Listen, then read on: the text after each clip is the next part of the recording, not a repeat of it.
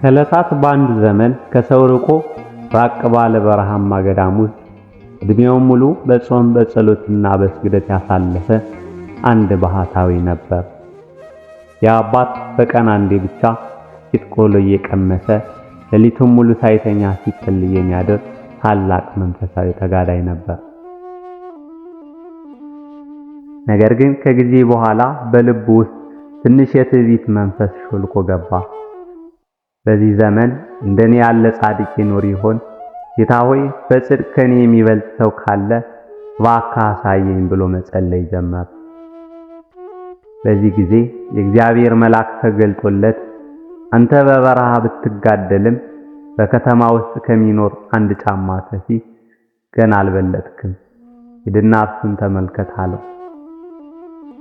ባህታዊውም በጣም ተገርሞ ዱላውን ይዞ ያንን ከእርሱ የሚበልጠውን ሰው ለመፈለግ ወደ ከተማ ወረደ።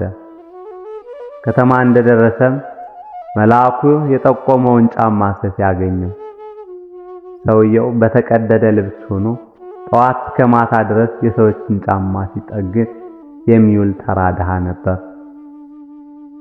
ባህታዊውም ቀረብ ብሎ ወንድሜ ሆይ እባክህን ንገረኝ፣ እግዚአብሔርን ደስ ያሰኘህበት የተለየ ምግባርህ ምንድነው?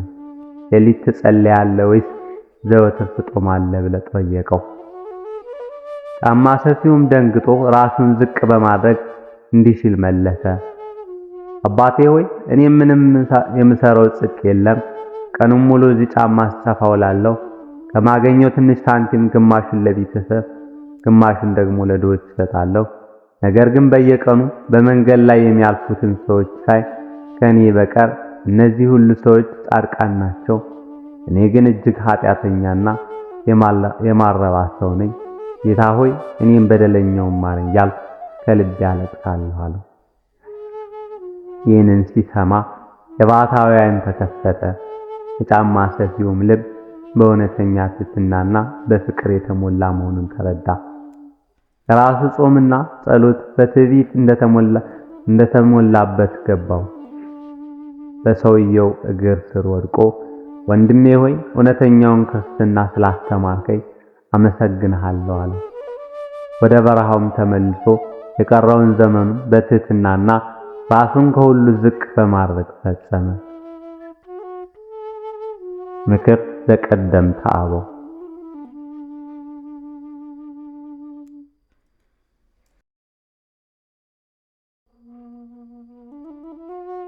ጸጋ ቢሰጥህ በተሰጠህ ጸጋ አመስግን፣ ያልተሰጠህን እሻለሁ በማለት የተሰጠህን እንዳታጣ። ማር ይስሐቅ።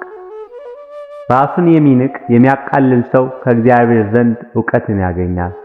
አዋቂ ነኝ የሚል ሰው ከፈጣሪው ጥበብ ይለየዋል። አረጋዊ መንፈሳዊ። እግዚአብሔር ሆይ አፈርና ትቢያ ሆኜ ሳለ ጻድቅ አድርገው ከሚቆጥሩኝ ሰዎች አድነኝ። አባ አንጦንስ።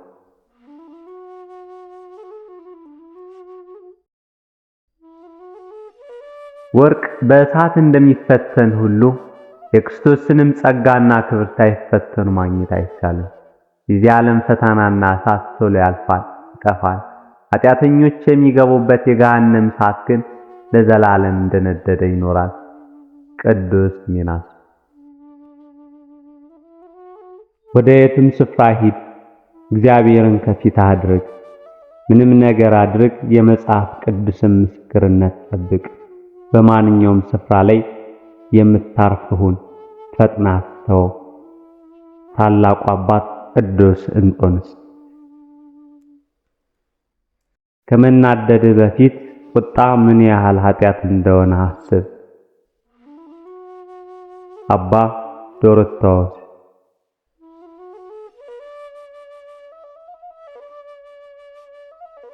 አጥነኝ ማለት ብቻ እውነተኛ ትሕትና እንዳይደለ በእውነት እነግርሃለሁ። እውነተኛ ትሕትናስ ትሩፋት መስራት ነው። ቅዱስ ዮሐንስ አፈወርቅ። እግዚአብሔር እንዳይቆጣ ቂምን በልቦና አትያዝ።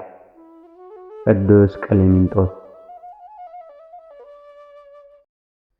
ለሰው ልጅ ትልቁ ጠላት የገዛ ራሱ ፈቃድ ነው። ቅዱስ ዮሐንስ ዘሳልሳዊ። በጸሎት ጊዜ ሌሎችን ማሰብ እግዚአብሔርም አንተን ያስብሃል። ምክረ አበው።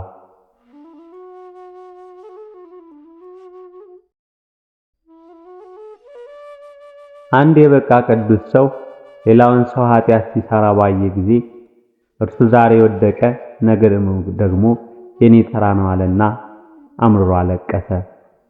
ምክር ከቀደምት አበው።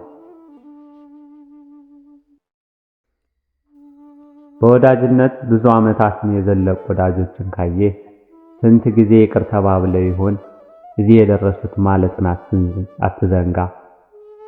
ቅዱስ ኤፍሬም ሶርያዊ። የትህትና ከፍታ እጅግ ታላቅ ነው። የመታበይ ጥልቀት ደግሞ እጅግ ጥልቅ ነው። የመጀመሪያው እንድትከተል ወደ ሁለተኛው ደግሞ እንዳትወድቅ እመክርሃለሁ። የፔልዜሙ አባ ኤስድሮስ።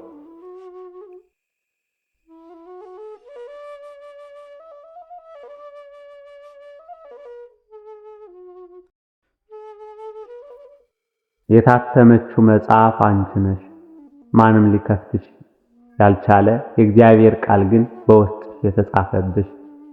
ቅዱስ ኤፍሬም ሶርያዊ።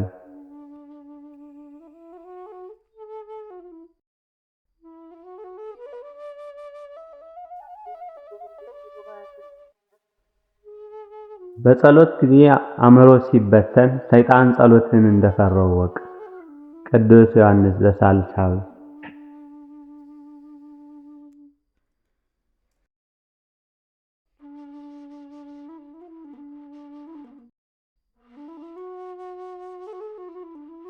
ዲያብሎስ ራሱን የብርሃን መልአክ አስመስሎ ከሐውል አንዱ ተገለጠለትና እኔ ገብርኤል ነኝ አለው።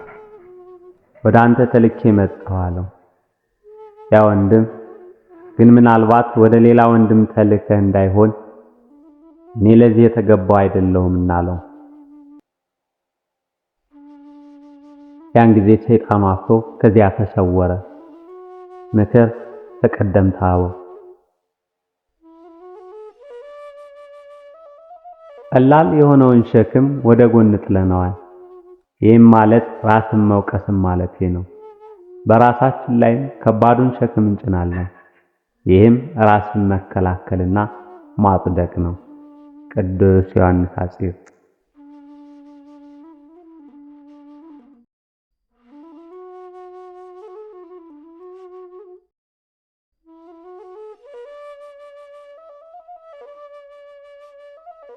የሰውን ልጅ በርኅሩህነት አሸንፈው፣ ቀናተኛውም በመልካምነት እንዲደነቅ አድርገው። ሁሉንም ሰው ውደድ፣ ነገር ግን ከሁሉም ሰው ጋር ርቀትን ጠብቀህ ነው። አባ ጊዮርጊስ ዘጋስጫ።